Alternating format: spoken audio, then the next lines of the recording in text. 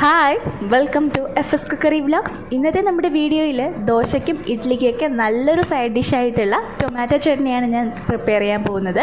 ബ്രേക്ക്ഫാസ്റ്റിനൊക്കെ എളുപ്പത്തിൽ പ്രിപ്പയർ ചെയ്യാം. വീഡിയോയിലേക്ക് പോകാം.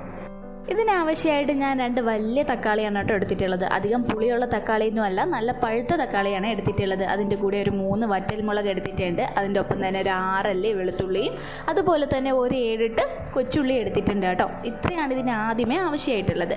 അപ്പോൾ അടുപ്പത്തോട്ടൊരു പാത്രം വയ്ക്കുക. അതിലേക്ക് ഞാൻ നല്ലെണ്ണയാണ് കേട്ടോ ഉപയോഗിച്ചിട്ടുള്ളത്.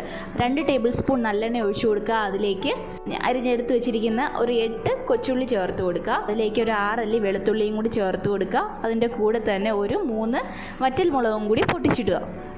ഇത്രയും ഇട്ടിട്ട് നന്നായിട്ടൊന്ന് വഴറ്റിയെടുക്കുക. ആ ഉള്ളിയുടെയൊക്കെ പച്ചക്കുത്ത് മാറുന്നത് വരെ ഒന്ന് വഴറ്റിയെടുത്തിട്ട് നമ്മൾ എടുത്ത് വെച്ചിരിക്കുന്ന ആ വലിയ 2 തക്കാളിയാണ് ഇതിലേക്ക് പൊടിയായിട്ട് അരിഞ്ഞിട്ട് ഇട്ട് കൊടുത്തിട്ടുള്ളത്. ഇത് ഇങ്ങനെ ചെയ്യുന്നത് എന്തിനാന്ന് വെച്ചാൽ നമ്മൾ ഡയറക്റ്റായിട്ട് തന്നെ തക്കാളി മിക്സിയുടെ ജാറിലിട്ട് അടിച്ചാൽ വെള്ളം പോലെ ആയിപ്പോവും. പക്ഷേ ഇങ്ങനെ വേവിച്ചിട്ടാണ് ചെയ്യുന്നതെന്നുണ്ടെങ്കിൽ നമ്മുടെ ചട്നിക്ക് നല്ല കട്ടിയുണ്ടാവും കേട്ടോ. അതുകൊണ്ടാണ് ഇതിലേക്ക് ഞാൻ ആവശ്യത്തിന് ഉപ്പും കൂടി ഇട്ടിട്ട് നന്നായിട്ടൊന്ന് വഴറ്റിയെടുക്കുന്നുണ്ട്. പിന്നെ നന്നായിട്ടൊന്ന് വെന്ത് വരുന്ന ടൈമിൽ ഒരു ചെറിയ പീസ് മല്ലിയിലയും കൂടി ചേർത്ത് കൊടുക്കുന്നുണ്ട് കേട്ടോ. എന്നിട്ട് ഒന്ന് മൂടി വയ്ക്കുന്നുണ്ട്. എന്നിട്ട് ഫ്ലെയിം ഓഫ് ചെയ്യുന്നുണ്ട്. അതൊന്ന് തണുത്തതിന് ശേഷം ഞാൻ മിക്സിയുടെ ജാറിലിട്ട് ഒട്ടും തന്നെ കട്ടകളില്ലാതെ ഒന്ന് അടിച്ചെടുക്കുന്നുണ്ട്.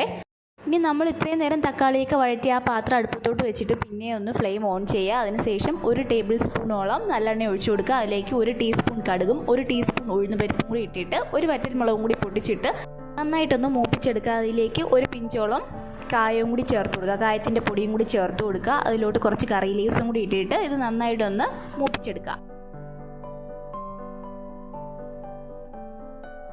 ഇനി നമ്മൾ അരച്ച് വെച്ചിരിക്കുന്ന ആ തക്കാളിക്കൂട്ട് മുഴുവനായിട്ട് ഇതിനകത്തോട്ട് ഇട്ട് കൊടുക്കുക. ഒട്ടും തന്നെ വെള്ളം ചേർക്കേണ്ട ആവശ്യമൊന്നുമില്ല. നല്ല കൊഴുപ്പോട് കൂടിയിട്ടുള്ള നമ്മുടെ ചട്നി ചൂടായാൽ മാത്രം മതി. അപ്പോഴേക്കും നമ്മുടെ ചട്നി റെഡി ആയിട്ടുണ്ട്. നല്ല ചൂടുള്ള ഇഡ്ഡലിയുടെ കൂടെയൊക്കെ കഴിക്കാനായിട്ട് നല്ലൊരു കോമ്പിനേഷനാണ്. ട്രൈ ഔട്ട് ചെയ്യുക. വീഡിയോ ഇഷ്ടമാവുകയാണെങ്കിൽ ഒന്ന് സബ്സ്ക്രൈബ് ചെയ്ത് സപ്പോർട്ട് ചെയ്യണേ. എല്ലാവർക്കും താങ്ക്സ് ഫോർ വാച്ചിങ്.